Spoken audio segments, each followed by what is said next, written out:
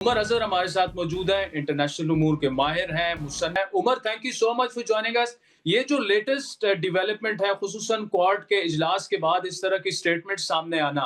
क्या आप समझते हैं इजराइल जो है वो गजा में जंगबंदी पर राजी हो जाएगा? ईरान में तो सीज फायर हो चुका है, जिसकी भी इजराइल ने वायलेशन की, लेकिन जहां तक गजा का मामला है तो हमने देखा कि जितनी जितनी भी सीज फायर हुई, चाहे वो 2 दिन, 3 दिन, 4 दिनों की भी हुई, ह्यूमैनिटेरियन एड तक वो वहां पे जाने नहीं दे रहे। क्या समझते हैं आप, ये सीज फायर जो है ये कितना देर पा साबित होगा? जी, आदिल, शुक्रिया शो पे दावत देने के लिए। देखें आदिल, बात ये है कि बैनुल-अक़वामी ताल्लुकात जो हैं वो और जो ख़ास तौर पे लिबरल इदारा जाती आलमी निज़ाम था, वो टूट-फूट का शिकार है और बड़ी तेज़ी से अपने अंजाम तक पहुँच रहा है। तो इस पस-ए-मंज़र के अंदर अगर देखा जाए, तो इसराइल तो एक तरफ तो मान गया है कि गाज़ा में वो सीज़-फायर 60 दिनों के लिए तो वो कुछ हद तक उन्होंने आमादगी का इज़हार किया है। बट मेरे ख़्याल से कि जो मुरव्वजा असूल थे जिनकी बुनियाद पर दुनिया चलती थी, मसलन आपने अगर एक चीज़ पे एग्री किया है तो आप फॉलो थ्रू करते थे इंटरनेशनल रिलेशंस के अंदर, वो चीज़ हम बदतरीज अंदाज से देख रहे हैं, वो कम होती जा रही है और आए दिन जो कमिटमेंट्स दी जा रही हैं उन पे वापस यू टर्न्स लिए जा रहे हैं। तो मेरे ख्याल से गजा के का जो मामला है वो को भी इतना पुख्ता नहीं है, उसमें सीज फायर शायद इतना देर पा साबित ना हो सके और उसकी सबसे बड़ी वजह ये भी है कि इसराइली वजीर आजम बेंजामिन नेतन्याहू जो हैं वो उनकी अंदरूनी सियासत जो है खलफशार का शिकार है। उनकी वहां पे जो सुप्रीम कोर्ट है इसराइली उसके साथ उनकी लहदे हो रही है, अनबन है। इस साल के शुरू में भी कुछ ऐसे फैसले आए इसराइली सुप्रीम कोर्ट की तरफ से जिसने नेतन्याहू हुकूमत को निशाना बनाया। तो ऐन मुमकिन है कि अपनी सियासी गिरफ्त को मजबूत करने के लिए और एक पुख्ता वॉर टाइम प्राइम मिनिस्टर के तौर पे सामने आने के लिए ऐन मुमकिन है कि नेतन्याहू इस ये जो सीज फायर की कमिटमेंट है उस पर वापस यू टर्न ले सकें। दूसरा आदिल, ये भी देखना होगा कि इसके अंदर हमास का भी एक बहुत बड़ा एक फैक्टर है। हम देख रहे हैं कि खलीजी रियासतों में से कतर एक बड़ा फाल किरदार अदा कर रही है हमास को नेगोशिएटिंग टेबल पे लेके आने के लिए। तो उनकी आमादगी और रजामंदी भी जरूरी है कि ये सीज फायर जो है पायदार रहे और चलता रहे, लेकिन इस वक्त तक हमने ये नहीं देखा कि हमास की तरफ से कोई कमिटमेंट दी गई हो। तो ताली अच्छा, दोनों हाथों से बचती है और इस वक्त जी, हमास ताली जो है ताली दोनों वो हाथों से अपना बजती। उमर, स्टांस आपने जी, आपने एक पॉइंट उठाया कि जो इजराइल की डोमेस्टिक पॉलिटिक्स है और बहुत सारे जो आलमी उमूर के तज्जियाकार हैं वो एक बहुत बड़ा फैक्टर इसको समझते हैं कि बेंजामिन नेतन्याहू की जो पॉलिटिकल सर्वाइवल है उसके लिए जरूरी ये है कि वो कोई ना कोई जंग जारी रखें। पहले ईरान के साथ जंग में कूद पड़े और हमास के साथ तो जो जेनोसाइड वहां पर फलस्तीनियों का उन्होंने किया। ये थोड़ा सा डोमेस्टिक पॉलिटिक्स के बारे में बताइएगा कि कितना ये बड़ा फैक्टर है जो ये बेंजामिन नेतन्याहू की जो एग्रेशन है पहले ईरान के अगेंस्ट और उससे पहले कई महीनों से जो जेनोसाइड वो गजा में कर रहे हैं। जी, बिल्कुल, आप आदिल, आपने बड़ा दुरुस्त नुक्ता उठाया। बैनुल-अक़वामी अमूर के जितने मुसन्निफ़ हैं और जो उसको उसके जो पढ़ने-लिखने वाले हैं, उनके ख़्याल में जो अंदरूनी सियासत है, वो एक बहुत बड़ी वजह बनी नेतन्याहू की जो ये जो जो उनके जंगी जो उनके हमने टेंडेंसीज़ देखी हैं अभी कुछ हाल में ही। और इसमें मैं आपको ये बताता चलूँ कि साल के शुरू में इसराइल की जो सुप्रीम कोर्ट थी, उन्होंने नेतन्याहू हुकूमत ने कुछ कानून पास किए जिसको उन्होंने स्ट्राइक डाउन किया और उसके बाद एक इसराइल की एक सिक्योरिटी बॉडी है, उसके चीफ को जब नेतन्याहू हुकूमत ने हटाया तो सुप्रीम कोर्ट ने उसके अंदर भी अपना किरदार निभाते हुए उन जो भी जो चीफ थे उनको वापस ओहदे पर फाइज कर दिया। तो अंदरूनी सियासत जो है इसराइल में उसके अंदर नेतन्याहू की अपनी सुप्रीम कोर्ट से लय दे अनबन चलती रहती है और इस पूरे शाखसाने के अंदर मैं ये भी बताता चलूं कि उनके ऊपर कुछ करप्शन के भी स्कैंडल्स हैं जिसकी वजह से नेतन्याहू को 2019 के अंदर कुछ ऐसे ओहदे छोड़ने पड़े जो उनके पास थे। वो कुछ वजारत संभाल रहे थे और साथ में वजारत उज़्मा के ओहदे पर तो फाइज थे ही। तो 2019 में कुछ फैसलों के बाद उनको कुछ वजारतों से दस्तबरदार भी होना पड़ा। تو اسرائیل میں آپ یہ اندازہ لگا سکتے ہیں کہ نیتن کو اپنی سیاسی گرفت کو مضبوط کرنے کے لیے عین ممکن ہے کہ وہ کوئی نہ کوئی جنگ دوبارہ سے چھیڑ دیں، چاہے وہ ایران میں کوئی میزائل داغیں یا چاہے وہ غزہ میں اپنی کارستانیوں کو دوبارہ تیز کریں. ان دونوں چیزوں میں سے کوئی بھی ایک چیز ہمیں نظر آ سکتی ہے ہوتے ہوئے، کیونکہ ان کی اپنی جو جیسے میں نے کہا داخلہ صورتحال ہے وہ کوئی اتنی اچھی نہیں ہے ایز آف ناؤ. اچھا دیکھیں، ایک تو غزہ کی بات اگر ہم کریں تو آلریڈی صدر ٹرمپ نے اناؤنس کر دیا ہے کہ جی 60 روزہ سیز فائر پر اسرائیل راضی ہو چکا ہے. اب آپ نے دوسرا جو نقطہ اٹھایا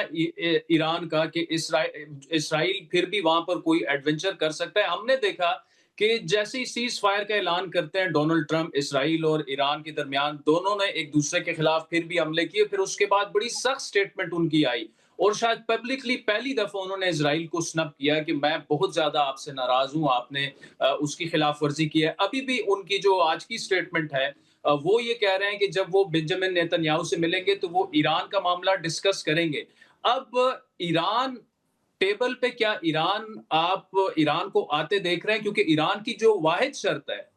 وہ تو یہ کہتے ہیں کہ ہم تو مذاکرات کی ٹیبل پہ ہی ہیں، ہم تو نہیں گئے، ہمارے خلاف ایگریشن ہوئی ہے، لیکن ان کی بڑی شرط یہ ہے کہ آپ کو یہ یقین دہانی کروانی پڑے گی کہ ایران کے خلاف ایگریشن نہیں ہوگی ان مذاکرات کے دوران. جی اب دیکھیں عادل، جو سب سے اہم نقطہ ہے اس پوری مذاکرات کی جو ٹیبل سج رہی ہے، اس میں سب سے اہم نقطہ جو ہے وہ یہی ہے کہ کہیں اسرائیل دوبارہ چھیڑ خانی تو نہیں کرے گا ایران کی فضائی حدود کے ساتھ. اور اس میں جو سب سے اہم بات ہے وہ یہ ہے کہ ایران کے اندر اس وقت جوہری تنصیبات پہ جو حملہ کیا امریکی میزائلوں نے، اس کے بعد ان کا 400 کلو گرام پر مبنی اس وقت جو جوہری قوت ہے جس کو ہم یورینیم کہتے ہیں انگریزی میں، وہ اس وقت مسنگ ہے. اس وقت آئی اے ای اے یا کسی اور کو نہیں پتا کہ وہ جوہری قوت ایران نے اس وقت کہاں پر سنبھال کے رکھی ہوئی ہے. تو یہ ایک بڑا میجر فیکٹر بن سکتا ہے اسرائیل کے کسی بھی اگلے قدم میں، کیونکہ اسرائیل اس بات پر تو مکمل طور پہ آمادہ ہے اور پختگی سے آگے بڑھ رہا ہے کہ ایران کے پاس نیوکلیئر پاور نہیں ہونی چاہیے. اور جب تک ایران اپنے پتے ٹیبل پر سامنے نہیں رکھے گا اور یہ نہیں بتائے گا کہ وہ یورینیم کہاں پہ ہے اور اس کو کون سی ایسی فیسلٹی میں وہ اب دوبارہ استعمال کریں گے اس کو انرچ کرنے کے لیے، جب تک یہ کچھ تفصیلات کلیئر نہیں ہوتی اور سامنے نہیں آتی، تب تک میرا خیال ہے کہ یہ مذاکرات کی جو ٹیبل سج رہی ہے اس کے اندر زیادہ بریک تھرو مجھے ہوتا نظر نہیں آ رہا. کیونکہ ایک طرف نیتن یاہو ہیں جنہوں نے اپنی اندرونی اور داخلہ سیاست کو بھی قابو میں رکھنا ہے، اور دوسری طرف ایران ہے جو اپنے نیوکلیئر اثاثوں پر کمپرومائز اور سمجھوتا کرنے کو بالکل بھی تیار نہیں ہے. تو یہ دو پارٹیز ہیں جو ایٹ آڈز ہیں. اور اس کے اندر جہاں تک بات ہے صدر ڈونلڈ ٹرمپ کی، تو میرا نہیں خیال کہ وہ ان دونوں پارٹیز کو متحد کر سکتے، اور ان کو ایک نقطے پہ کام کرنے کے لیے بہت مشکل ہے ان کے لیے کہ ان کو ایک نقطے پر آمادہ کریں تاکہ یہ سیز فائر آگے بڑھے اور مذاکرات جو ہیں وہ ان میں پیش رفت ہو. تھوڑا مشکل لگ رہا ہے. آخری بات کرتا چلوں صدر ٹرمپ کی. There is this thing we say in English, sometimes you have to filter the noise from the action. تو ڈونلڈ ٹرمپ نے بالکل اسرائیل کو رنگے ہاتھوں لیا ہوگا اپنے سوشل میڈیا کے بیانات کے ذریعے، لیکن اس بات میں کوئی شک نہیں ہے کہ اس کے 2 دن بعد انہوں نے بنیامن نیتن یاہو کے لیے اپنے سپورٹ کا اظہار کیا، اور یہاں تک کہ کہا کہ اسرائیلی سپریم کورٹ کو نیتن یاہو سے احتیاط برتنی چاہیے اور ان کے ساتھ تمیز سے پیش آنا چاہیے. تو آپ یہ مت بھولیں کہ صدر ٹرمپ جو ہیں اسرائیل کے اور نیتن یاہو کے ایک بڑے قریبی دوست ہیں، اور اسرائیل کی لابی واشنگٹن ڈی سی میں بہت مضبوط ہے اور وہ اپنا کام انجام دے رہی ہے. اس لیے I wouldn't read too much into Trump's statement